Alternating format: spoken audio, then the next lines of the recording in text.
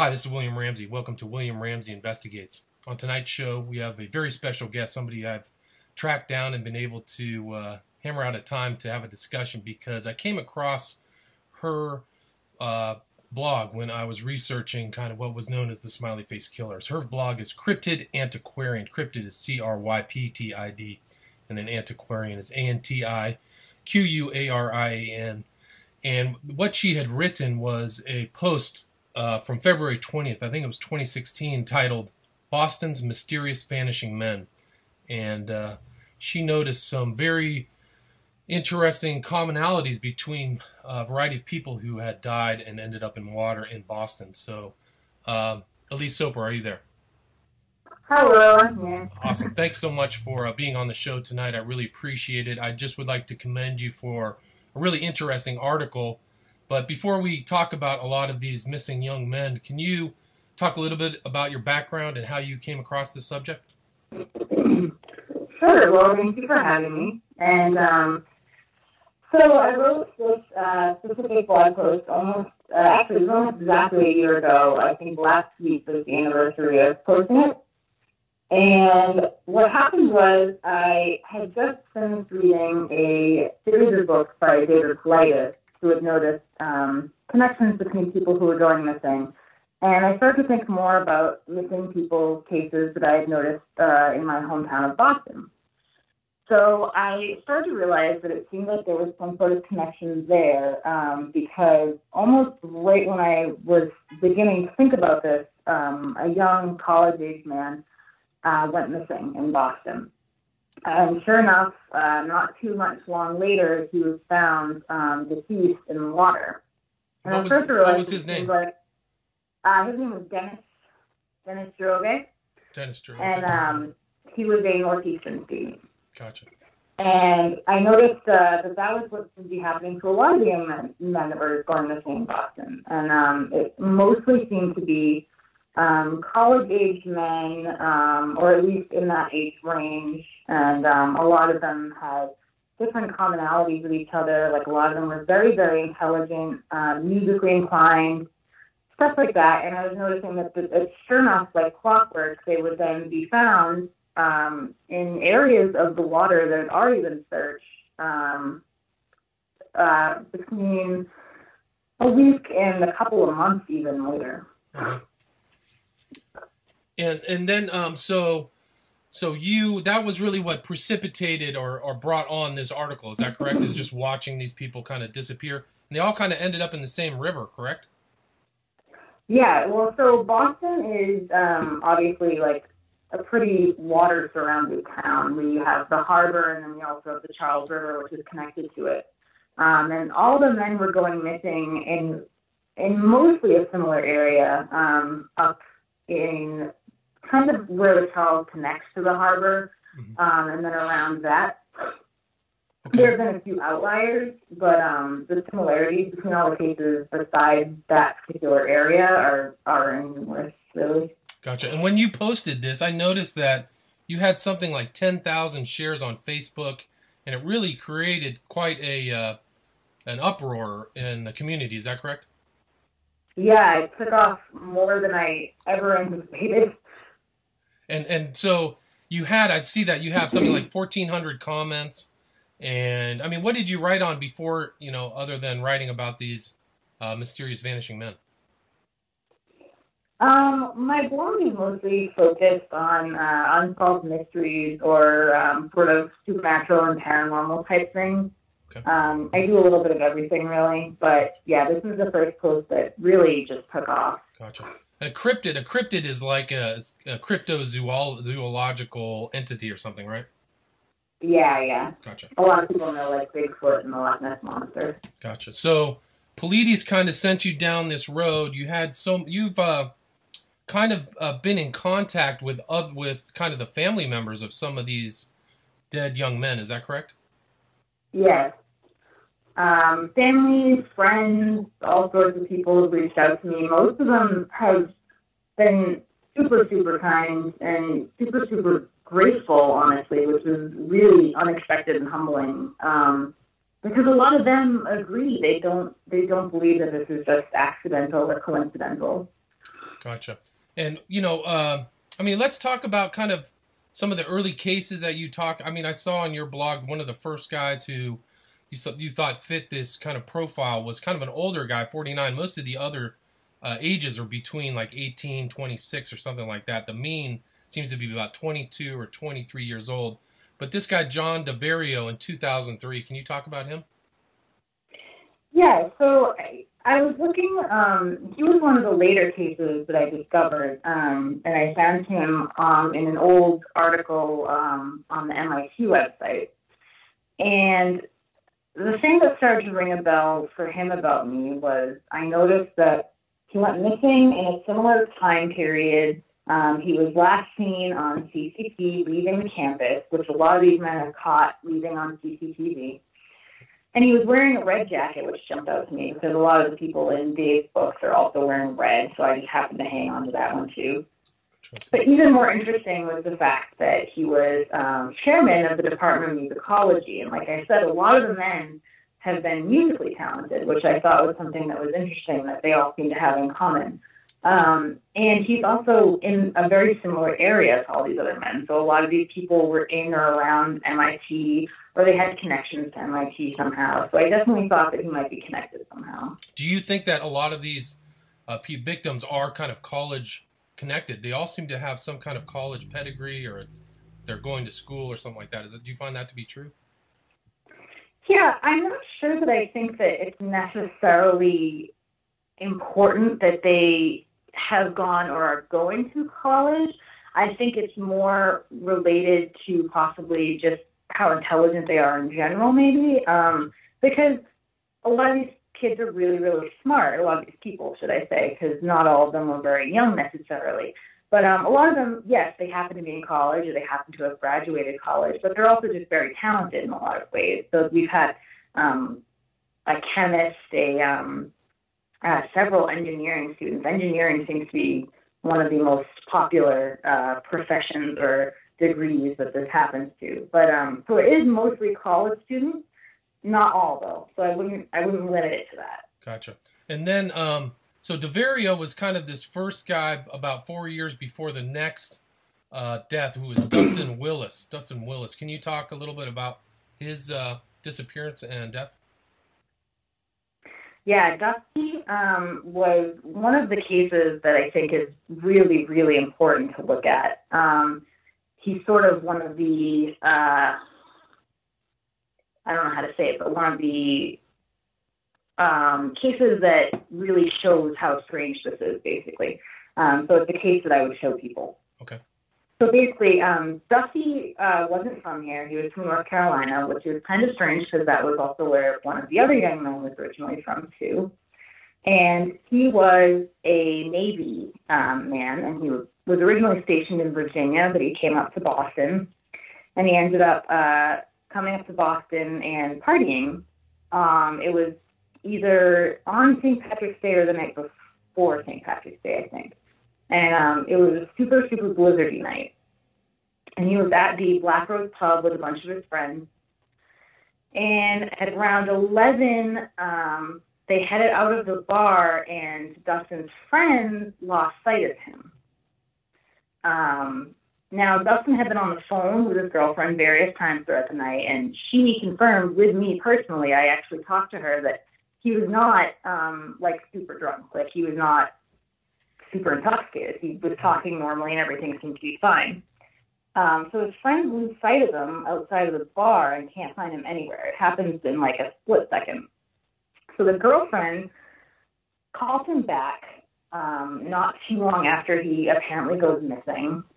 She doesn't know that he's missing it, obviously. And a stranger answers the phone and says that he found the phone on the ground near the water. Mm-hmm. And so, of course, the search begins. They can't find anything anywhere. They have a theoretical area where if he had fallen into the water, he should have been, because it was right in that area where his phone was found, and just nothing is found. Gotcha. So about not even a week later, his body was eventually found right in that area again, steps away, basically, from where his phone was found.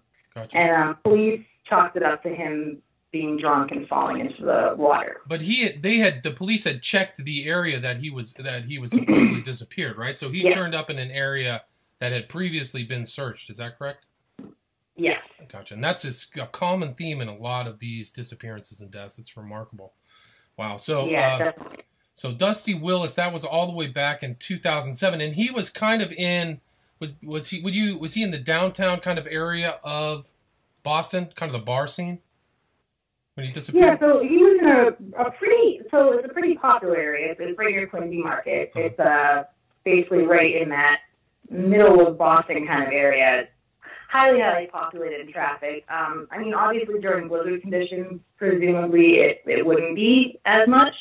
But also during blizzard conditions, you have to know that there's signs that the water is nearby. And I can't imagine it would be particularly easy to just kind of walk off of a pier in that area. Right. I've been there frequently myself many times, and there's boats and stuff everywhere. You wouldn't just walk into the water. Right. And I mean, the reason I ask is because some of these other disappearances and deaths are people who are in that same area, right?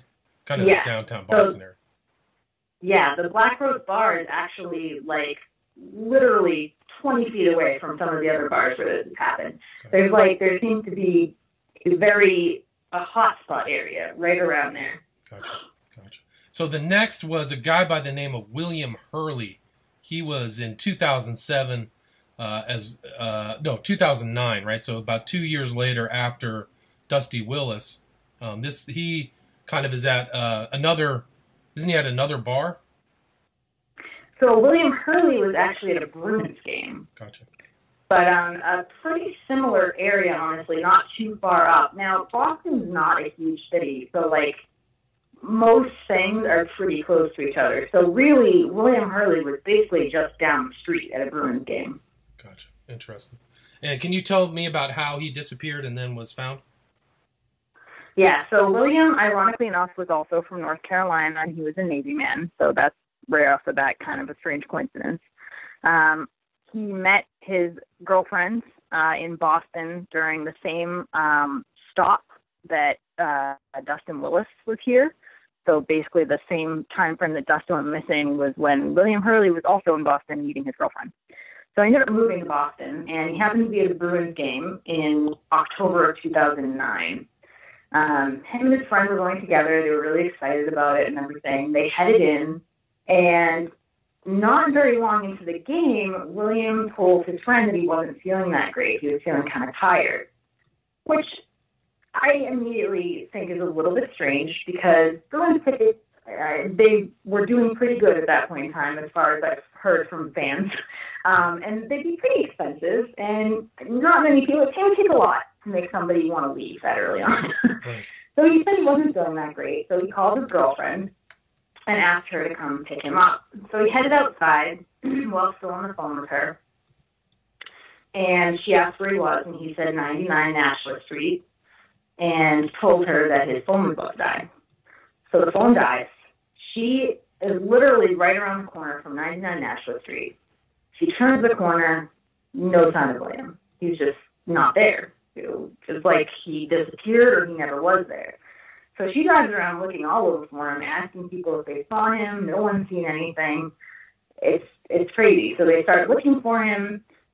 At some point, the police find his cell phone somewhere smashed, and never followed up on that. Never said anything about what that meant, where exactly it was found. I couldn't find any other information on it. His body was found on the 14th, so a few days later, in the Charles River, about not particularly far from where he supposedly went missing, but basically in a straight line through the water. There was no injuries on him, so it wasn't a mugging. He wasn't missing any money or anything. No, he still had his wallet and his keys and everything on him. And it was almost like he got disconnected from the phone call and for whatever reason just made a beeline, breaks the water. Wow. But then they said, you wrote in your blog that the police said he had only been dead for 2 days, but he'd been missing for 6. Is that correct? Yes, so that was an interesting thing. He was missing for a total of 6 days where his body was found. And when his body was found, the Suffolk District Attorney spokesman, Jake Wark, said that he had been in the water for a couple of days. Now, that might have just been him misspeaking, and obviously I've attempted to reach out to people a few times, but most of the times in these cases, they're done with it. They don't want to talk about it anymore.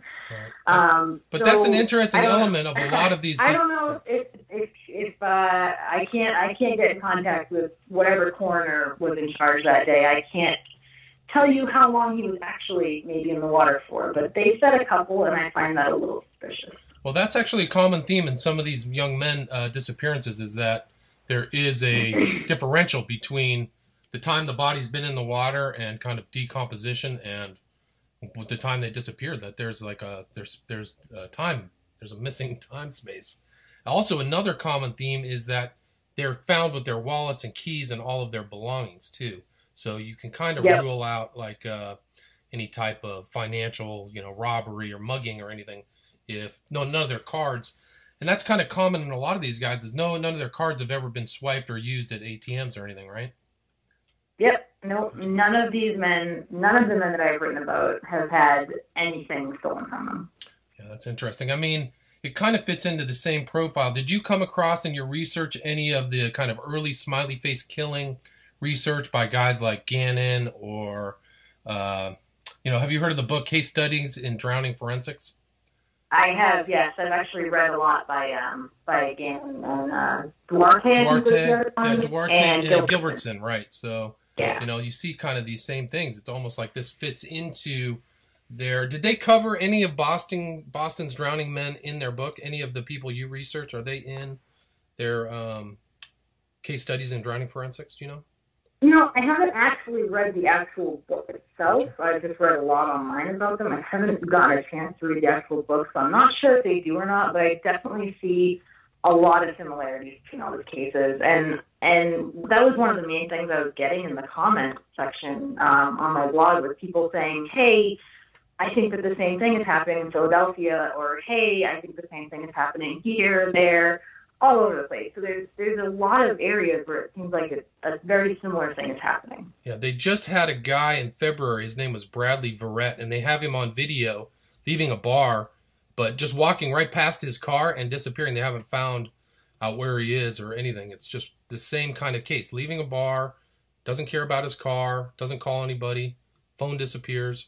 Really strange. So it is still... Yeah, and I think that's the important thing to remember about these cases is in the ones where we do have some sort of CCTV or we have phone calls or something, these people are usually exhibiting unusual behavior beforehand, which I think is important. A lot of people are just trying to chalk it up to like, oh, well, this is probably just a common occurrence in most places where there happens to be bars and water, and it's just people getting drunk and falling into the water. But there's so many other factors going on that when you look at them closer, I really think that it's hard to just chalk it up to that and leave it alone. It doesn't sit right with me. Doesn't fit. Yeah, same with me, because they leave their friends. They just walk away. They disappear. Their friends are looking for them. Strange things happen prior to them ending up in water. But let's get back to like some of the other cases. The next guy you cover is Eugene Losick. He disappeared on, I think, February of 2010. Yeah, so Gene actually relates a lot to what you were saying before about people who were found in the water, and the time frame just doesn't really seem to match up right. So Gene was an engineering grad at UMass Amherst, and he had a black belt in karate, which I think is also important to know, so not a great candidate to mug. He was 25 years old, and he was in Boston for a friend's party, and they were all at the Marriott, the Long Wharf Hotel, which is right on the water. It sits right on the water. So the friends all got together. They had a night of partying. They went to several bars and everything. Then they headed back to the hotel, and they were presumably partying more at the hotel. And Gene was caught on CCTV at about almost 2:30 in the morning, heading out the back entrance of the hotel. And he wasn't wearing a jacket. And mind you, it's February 20th, so it's probably cold. And he was just heading out the back door into the park. And friends are saying that he was relatively sober at the time. He wasn't like fall down drunk. And according to CCTV, he wasn't either. He was walking normally. And they surmised that maybe he had just been stepping outside for a cigarette or something. But he never came back. The next day, his girlfriend woke up, realized he had never come back to the room. The search began. Police brought search dogs. Search dogs actually led the police down to the docks and stopped at the water. So police assumed he must have gone into the water, one way or another. So divers started searching almost immediately and found nothing. So fast forward to 9 months later, which is an incredibly long time for one of these cases. And it's also important to note that this happened in February. So we're going through the entire summer with nothing being found. Gene's body is found near Rose Wharf in Boston Harbor, which is a few docks away, basically, from Long Wharf. It's not super far. It's one of the areas where the body actually moved the most, which makes sense because it was the longest time. But it's still not that far. And you would think that if the body was just sitting around, it could have drifted out to sea or something. Also, they found the body, which I think is interesting because they must have found enough to make an ID. There's obviously no indication of what condition the body was in, but like I said, it must have been recognizable to some extent and complete enough that they're able to make an ID, which is also strange because it was, in the ocean for 9 months. Right. Supposedly in the ocean for 9 months. I mean, a lot of these, yeah, exactly. There are a lot of the kind of forensics on these cases are not, or the autopsies are not publicized. Have you ever made an attempt to kind of get some autopsy information? I've tried, and I have not had much success. Usually the family has to request it, Family has to fight for it. And even then, it's hard for them to get. Oh, sorry. That's all right. I mean, something similar happened with Jan Jenkins, her family, when they got when her son disappeared in Minnesota. They fought for the autopsy information. Once they got it, they found new information that was never disclosed to them or the public. Yeah. And a lot of these cases, they're closed and they don't want to reopen them. They're done. They're done with it. Right, they don't want to talk about it anymore. Yeah. And that's that. So yeah, I've read a lot by Gilbertson and Gannon about, what happens to the body in the water, basically, depending on temperatures of the water and all that. And there's basically no reason that Gene's body should have been or even could have been in the water for that extended period of time through the entire summer when temperatures would have been warm enough that he would have surfaced sooner if he was still down there because of the cold. So some have suggested that it's possible that he was tied somehow to something. Weighted down or something. But isn't that area a very well-traveled area, both on land and at sea? There's boats and people coming and going pretty much constantly, right? Yeah, definitely. Yeah, gotcha. Yeah, so that's just another really bizarre, strange case. So and I think police's, their explanation for how that apparently made sense was that maybe he was stuck under a dock or something, which makes no sense at all to me. Yeah, none. But also the fact that they don't divulge or disclose how long he was in the water and how they were able to ascertain it was him. There are facts in these cases that the public doesn't see, so they don't know what the cops are keeping to themselves. So it's unfortunate that that's not disclosed. About 1 year later, there was another disappearance of a young man coming out of a bar. His name was David Mark. Can you talk about him? Yep. So David, had a master's in geography. So again, smart guy. He went missing in 2011, and he wasn't actually from Boston. He lived in Albany, but he was visiting his sister in the Chestnut Hill area. And basically, he seemed like he was going to Boston to sightsee and visit his sister and everything. He went to Boston View Works near Fenway. Employees there said that they remembered him well and that he seemed in good spirits and everything, which I say because one of the explanations that some people give for these is possibly suicide. Right. So again, people said he was in good spirits and he was supposed to show up at his sister's house. Again, another thing, generally speaking, and of course no one can say for sure, but generally speaking, people who are planning to commit suicide don't make plans because they know that they won't be able to keep them. So that's just another little tidbit that suggests that that's not what happens. It's also very hard to commit suicide in water because the body's natural reflexes wake people up or shake people out of it. It's a very, very unusual way to go. Yeah, definitely. So he was supposed to be visiting his sister. He never showed up. They ended up finding his car in Chestnut Hill near his sister's house, but he wasn't there. And then they pinged his cell phone near the Charleston Naval Yard, which, again, weird connections to the Navy. I don't know if it's relevant, but it's there.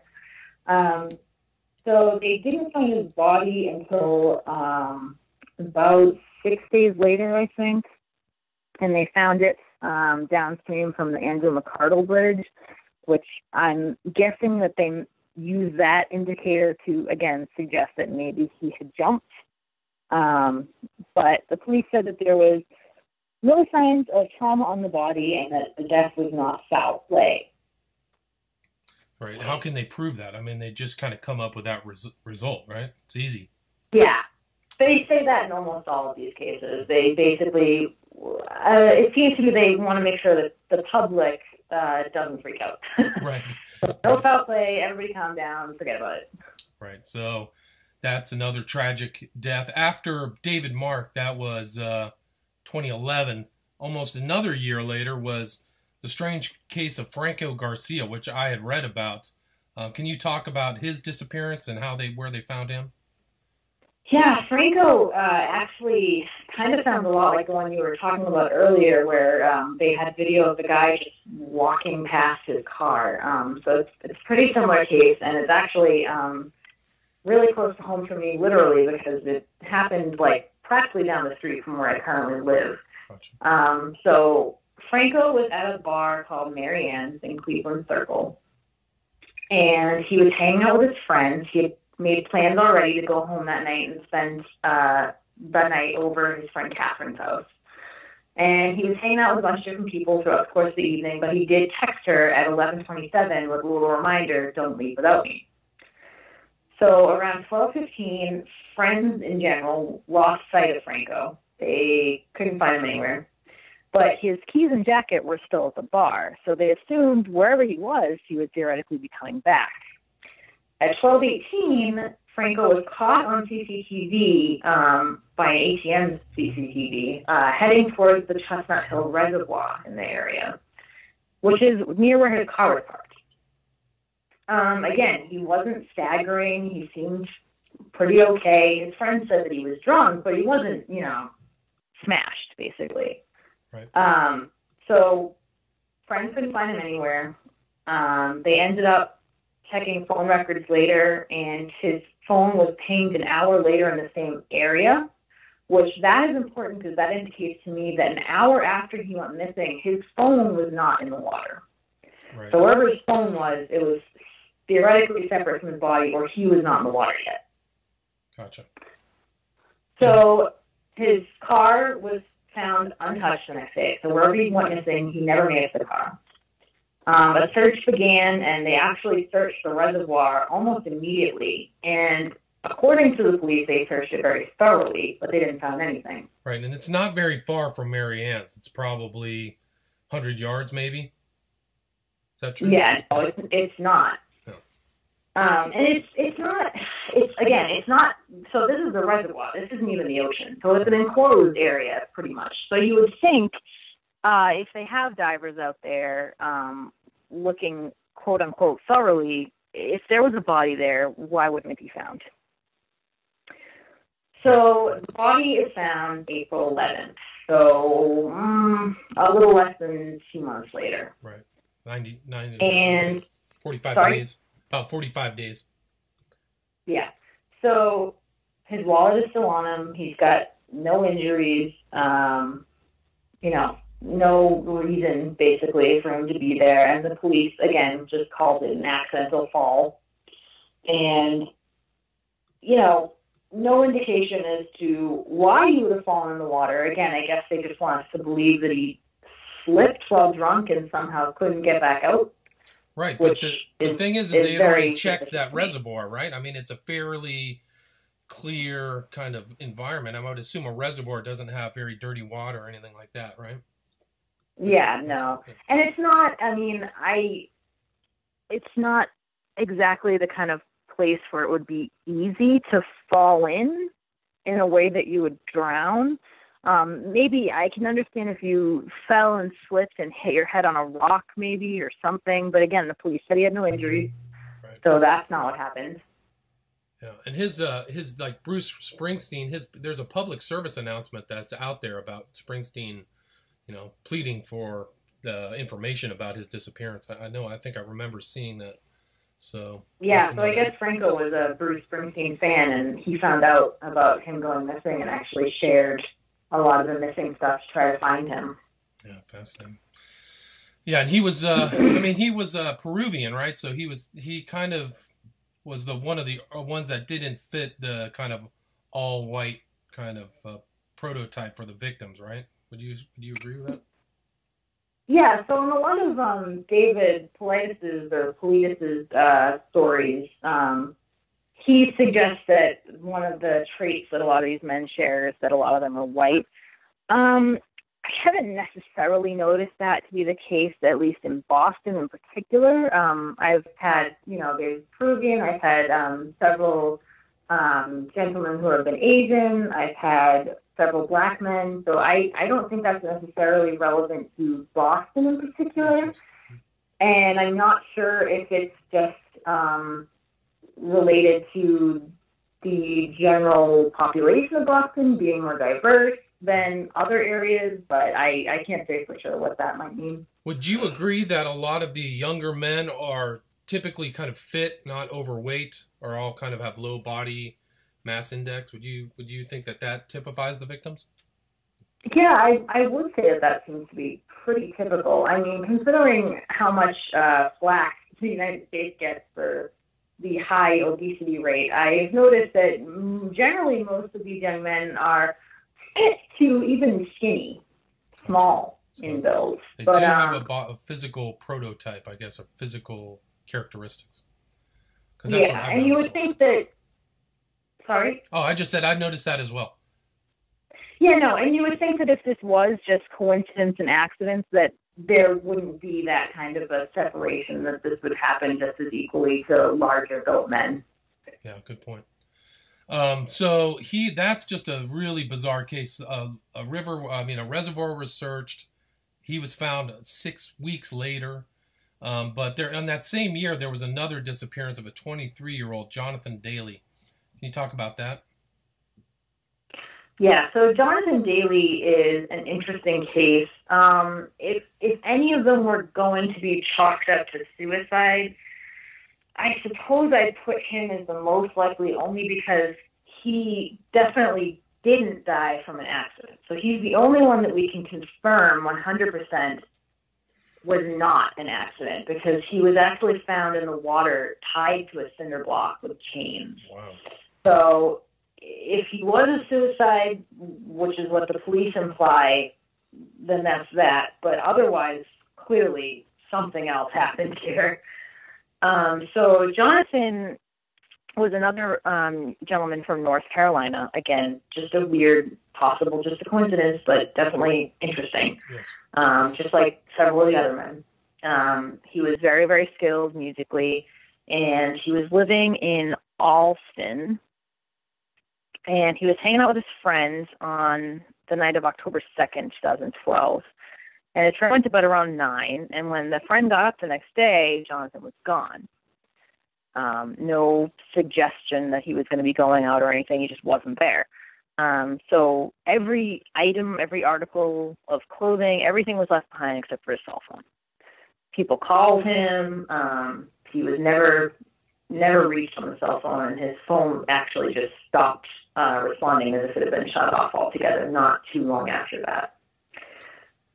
So about a week later, October 9th, His body was discovered in the Charles River. And I'm not actually sure how this discovery was made, because, like I said, the body was found still under the water, tied with chains to a cinder block. So I'm assuming that it was a rowing instructor. I'm assuming that they were just going about and happened to look down, I guess, and saw Jonathan down there, which is probably very upsetting find. But police assured the public that there was no threat to anyone else's safety, so they basically came out and said that he, in their opinion, committed suicide. And Jonathan had no history of mental illness or anything like that, so it seemed to just come out of the blue. Interesting. And that was also a Charles River drowning or death as well. I mean, in addition to so many of the other ones. But that was kind of more inland up the Charles River by Fenway Park, Boston University, correct? Yeah. Gotcha.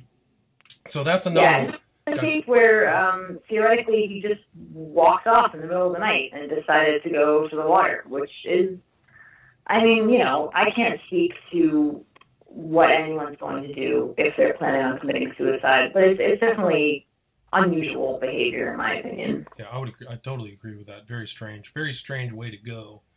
And, you know, the rationales for being upset or financial problems. Everybody at that age is I don't know anybody who's really financially well off at that early age, 23 years old. It's not uncommon. Yeah. So the next one is Eric Munzel. He was a former Boston University student. And can you talk about his disappearance? So Eric's case is another one of those cases that I kind of consider to be one of those key cases. They really highlight the kinds of things that we notice happening in most of the cases overall. So he went to Boston University, and he had a degree in aerospace engineering. And he was working as an aviation engineer at General Electric, and he was pursuing a master's in mechanical engineering. And, like, wow, very, very smart guy. So not just some silly kid generally. Of course, everybody makes mistakes, so, you know.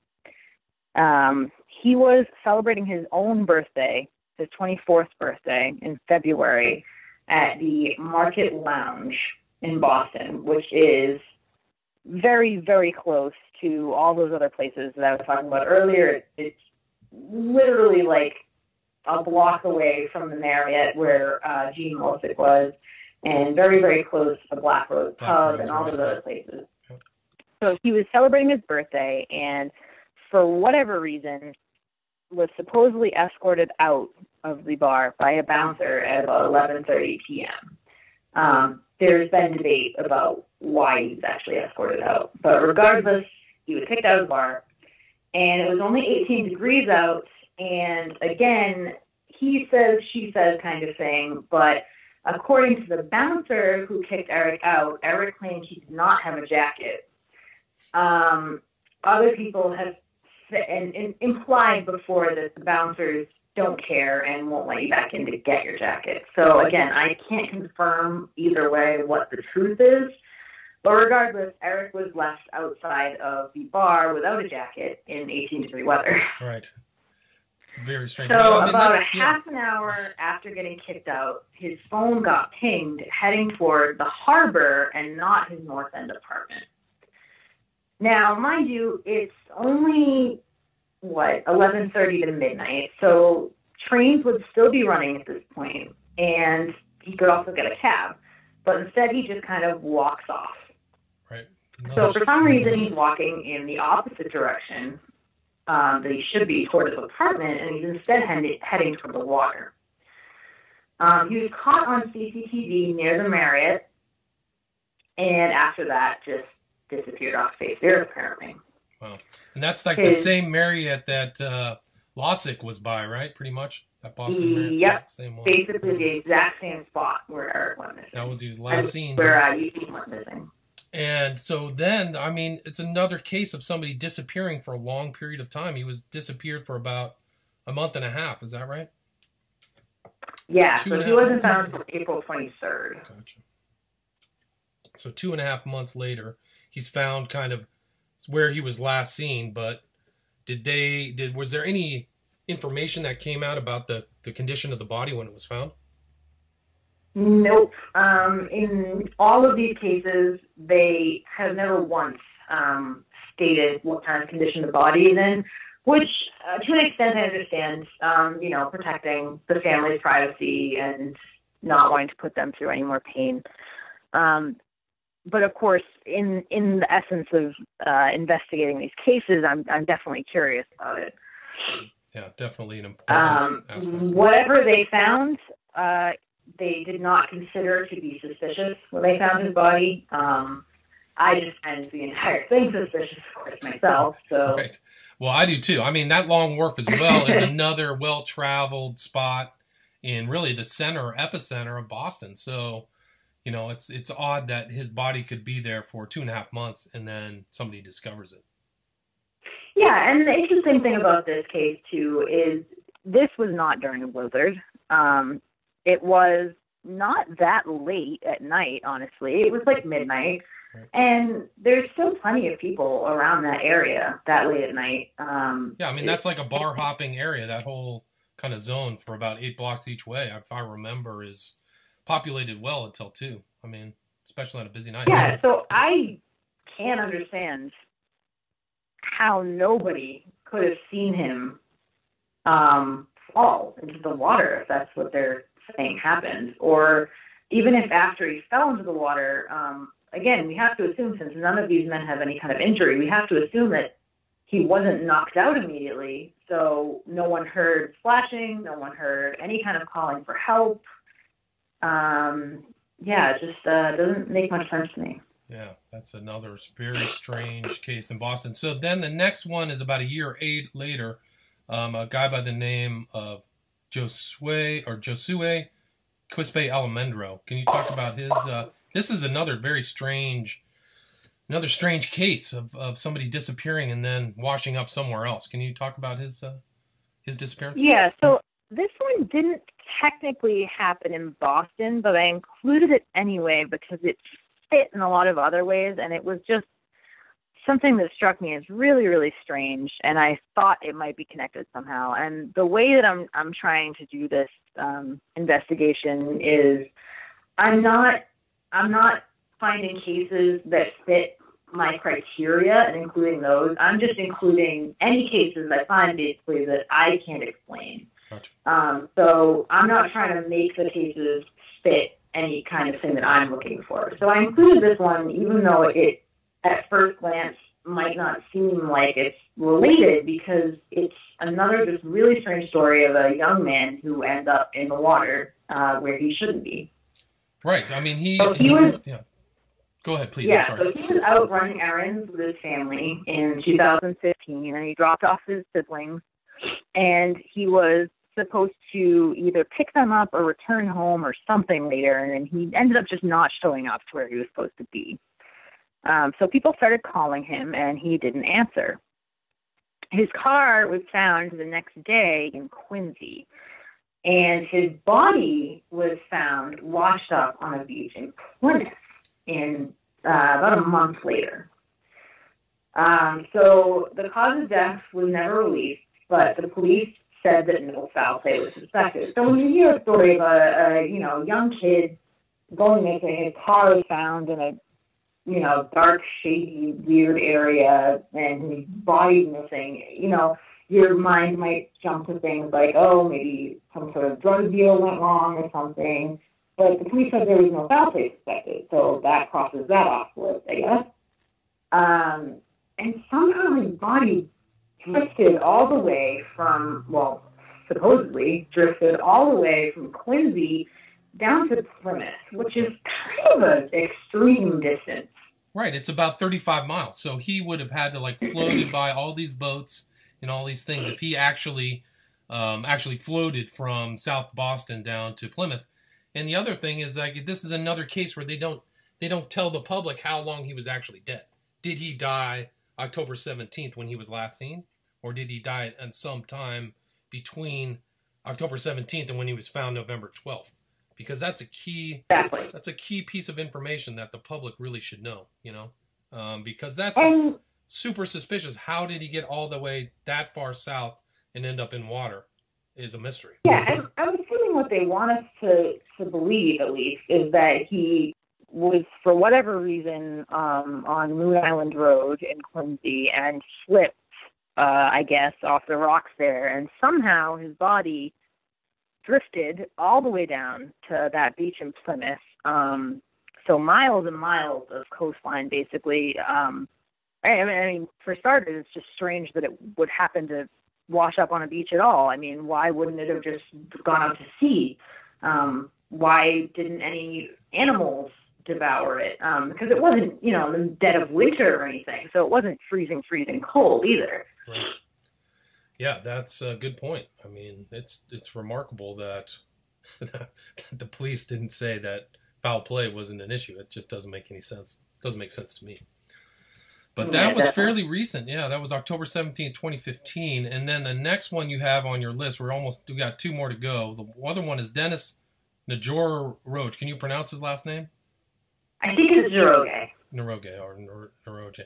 But this is another example while that these aren't all kind of white people. This is a guy born in Kenya. The earlier Alejandro was a Latino, but he was another 21-year-old who, didn't he disappear at night again? Yes. Well, so we can't be totally sure when exactly Dennis went missing. So Dennis was a Northeastern student, and he was really into film, and he was really sporty and stuff like that. He was also really excited to start a new job at a Boston news station. And on November 29th, people remember seeing Dennis playing basketball at the Marino Center on Northeastern's campus. And all that was verified by key card swipes as well. And he talked to his mother on the phone, and she said that the conversation was totally normal. But the day after that, Dennis didn't show up for classes and did not respond to his mother calling him. They talked on the phone almost every day, according to his mother, and she knew something was wrong almost immediately when they didn't talk that day.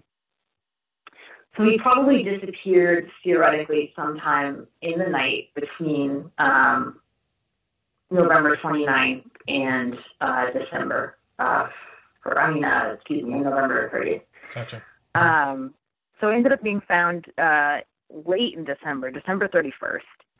And he was spotted by a jogger in the Charles River on the Boston side, which is directly across from MIT campus. So again, another just very close to MIT, right in the Charles River. Gotcha. And again, there was no signs of physical trauma, and the desk said that and the police said there was no signs of foul play. Yeah, so again, another case of a young man goes missing, ends up in the water, and no real good explanation for why he was there. Loved ones, friends indicate that he didn't seem to have a reason or wasn't showing signs of depression or suicidal tendencies. He had future plans, a job lined up. Yeah, very unlike somebody to commit suicide. Yeah. But the other thing is, according to my reading, if the water isn't frozen over, even if somewhere temperatures between 32 and 50 degrees, a body will come to the surface at the end of 2 weeks, 14 to 20 days, just based upon all of the elements of what happens during decomposition and gases and things like that. So here you have another guy missing for 30 days, which kind of, basically you can infer that this guy was not in the water for the full 30 days, especially where he was found, which is a very, very busy part of close to downtown Boston, right? Yeah. I mean, another strange appearance. It's a well-trafficked area, and he definitely couldn't have been just, hanging out in the water for too long without anybody noticing. Right. Like, he wouldn't have lasted 2 weeks. So coming to the last person who disappeared in your excellent article, his name is Zachary Marr.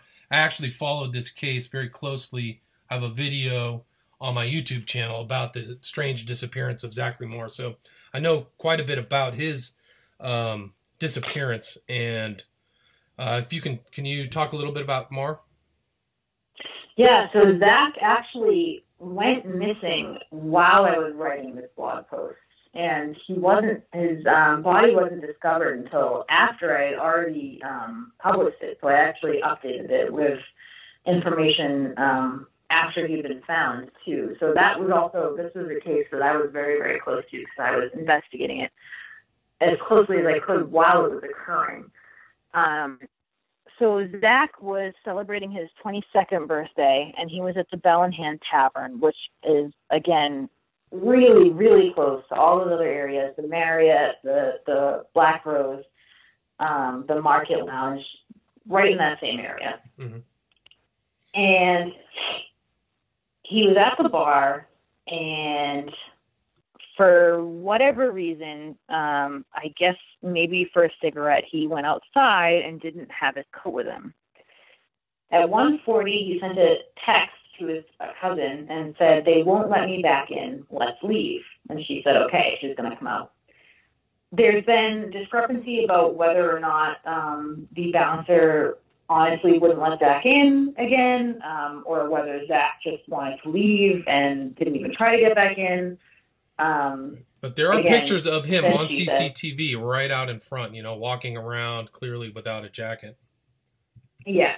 So, I mean, yeah, either way, he went out without a jacket and wasn't, that concerned about it. And keep in mind, so I clearly remember this because I was writing it as it happened.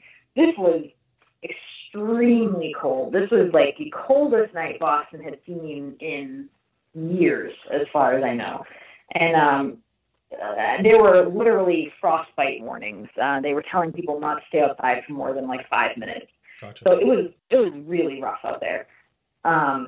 So she comes out, the cousin comes out, presumably not too long later, and Zach's just not there. He's gone. So CCTV and bouncers both said that he basically just walked away. And he was caught again on CCTV at 1:44, so really soon after he sent that text to his cousin, walking past the Boston Public Market, heading towards the Zakim Bridge. So again, really strange behavior. He texted his cousin saying that he wanted to go, and they agreed to meet up, and then he just walked away for whatever reason. So it definitely harkens back to some of the earlier cases, similar to the William Hurley case, where he was supposed to meet his girlfriend. And it's also eerily similar to the Eric Munsell case, where he was kicked out or left the bar without a jacket. Yeah, very similar. So, and then there's like inconsistent statements from the bouncers too, at least in Zachary Marr's thing, whether he was kicked out or whether they actually saw some people come into the bar after Marr was kicked out. So, people were wondering, well, why did you let these other people in? So, yeah, I think it was close to the closing time, right? At 2. Yeah, so I've heard mixed statements about that, and I've got friends and family who have worked in bars before, and they've basically told me if they're getting close to close, a lot of times bouncers will just be like, no, you're not coming back in because we're closing soon anyway. Gotcha.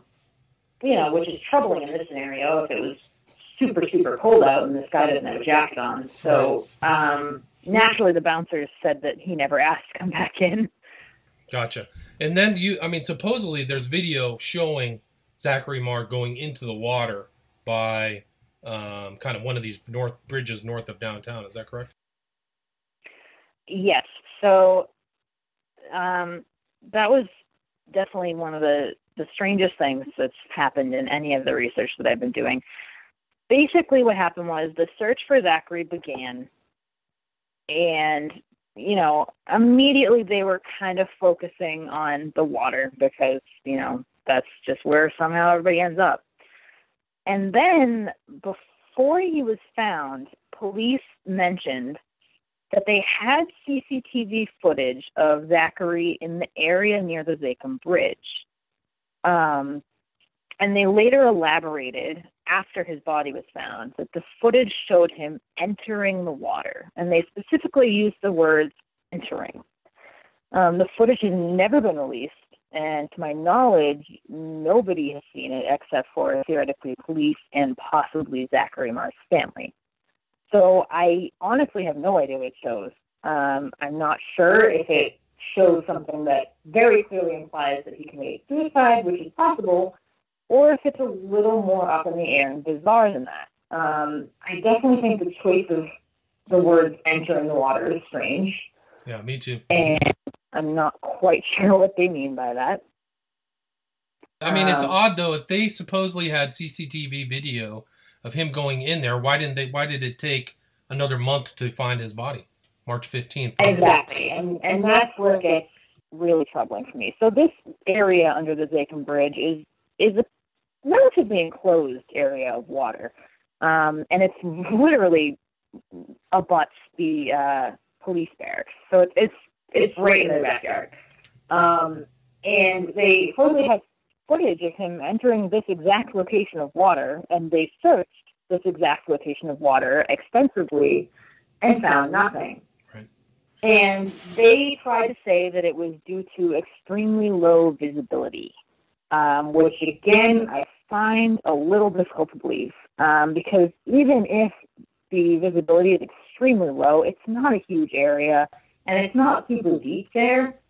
So if you're doing a thorough search, you're going to find something anyway, whether you can see it or not. Right. Yeah, and it's really fascinating. Yeah. So, I mean, that's basically coming to an end of your blog. When you finished this post, like I said earlier, it was shared 10,000 times on Facebook. It was liked by a lot of different bloggers. And then you wrote another follow-up to this post. Is that correct? Yes. And then can you talk a little bit about that as we're kind of coming to the end here? We've been on for about an hour. Yeah, so I got so many messages from people, like, basically a lot of people actually begging me to look into their own loved ones or relatives' disappearance or death. And I started to see a few more cases that I thought might be related, ones that I couldn't find quite as much info about, so they're not quite as extensive as the ones in my first blog post. But I wanted to include them anyway to try to kind of round things out a little bit and just get all the information that I had out there. So it's sort of a follow-up post to the original that just gives a few more possible examples of whatever might be going on here. And really, the reason I'm doing this, putting out as much info as I can, is I just want to encourage other people to also start thinking about this and talking about it and sharing ideas and trying to get to the bottom of it together, basically. Gotcha. And, I mean, can you talk a little bit about some of the more notable comments or some of the interesting information that you got from people who read the Boston's Mysterious Vanishing post? Yeah, so I've gotten, like I said, I've gotten multiple friends and relatives of some of these victims talking to me, giving me information that I couldn't even find online before, which is amazing, and super, super humbled to talk to these people. And you know, I'm trying to first and foremost be respectful, because all of these cases are not just cases. They're people who have loved ones and had lives, and they deserve to get some kind of closure, or, you know, at least not just be written off in the way that I feel like they have been. So that's one thing that's really important to me. So are you still kind of following the cases? Are you planning any follow-ups in the future, or? I'm always you know, watching, keeping track, making sure. I've actually been really pleasantly surprised that there actually has not been, to my notice at least, a case since my first blog post, which is great in my opinion, regardless of why, whether it's because people are being a little more careful now, because it was a pretty big deal in Boston. The blog itself got about 1 million hits, and a lot of people, at least in the Boston area, knew about it. So I'm hoping that maybe it raised some awareness and that less men are going out alone or something like that. So that's good, at least. That's great. That's awesome. Yeah. I mean, I'll take it. You know, I don't know if it's just an indication that maybe it was just accidents and that less accidents are happening, and that's fine, or if something more sinister was occurring and maybe isn't occurring because they're afraid that we're on to them. I don't know. But regardless, has been shined, yeah. Yeah, regardless, I'm glad that it seems to be at least stopped for now. That's great. Elise Soper, can you say again where people can read your articles and kind of follow you? Yeah, so I have a WordPress, and it's called cryptidantiquarian.wordpress.com. And you can follow my blog post there. I also have a Facebook page, which is the same name, Cryptid Antiquarian. And I try to post as often as I can, anytime that I start thinking about something that really catches my attention. So awesome. Well, I really appreciate you taking the time to write that post. It's really an amazing piece of research, and I think it's very helpful, just like you said, in getting the word out. So kudos to you, and thank you very much for being on the show. Thank you so much for having me.